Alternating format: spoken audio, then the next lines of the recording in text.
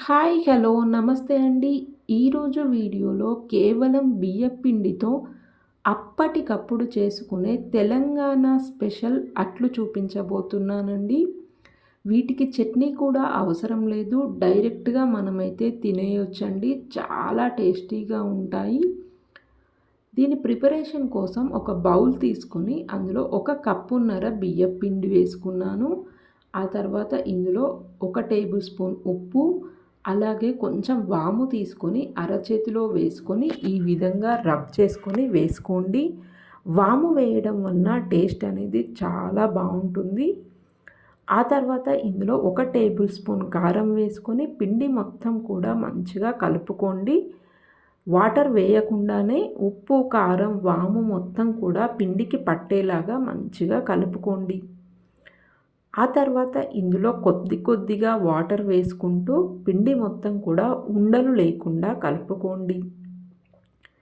ఇందులో మనం కారం, వాము కూడా వేసాం కాబట్టి చట్నీ కూడా అవసరం లేదండి. డైరెక్ట్‌గా తినేయొచ్చు.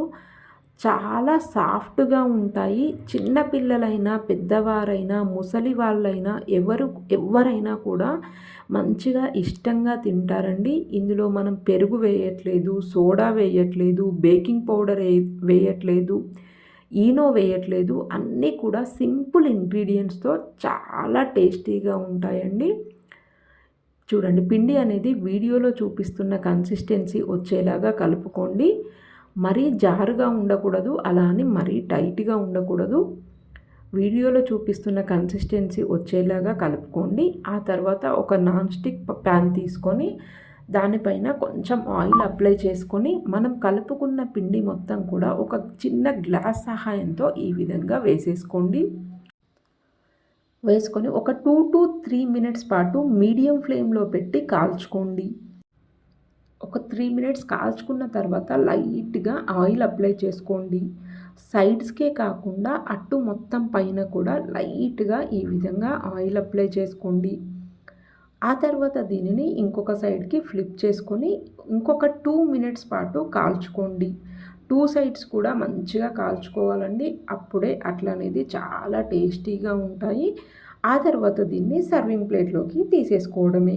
మిగిలిన పిండి మొత్తం కూడా ఈ విధంగా వేసేసుకోవడమే అండి. చాలా సాఫ్ట్‌గా, టేస్టీగా ఉంటాయి.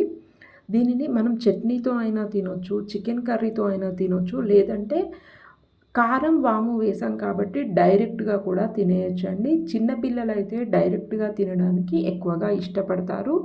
ఇన్‌స్టాంట్‌గా అప్పటికప్పుడు మనమైతే ప్రిపేర్ చేసేసుకోవచ్చండి. చూడండి, చాలా సాఫ్ట్‌గా, చాలా టేస్టీగా ఉంటాయి. మీరు కూడా ఒక్కసారి డెఫినెట్‌గా ఈ విధంగా ట్రై చేసి చూడండి. ఈ వీడియో గనుక మీకు నచ్చినట్లయితే లైక్, షేర్, సబ్స్క్రైబ్.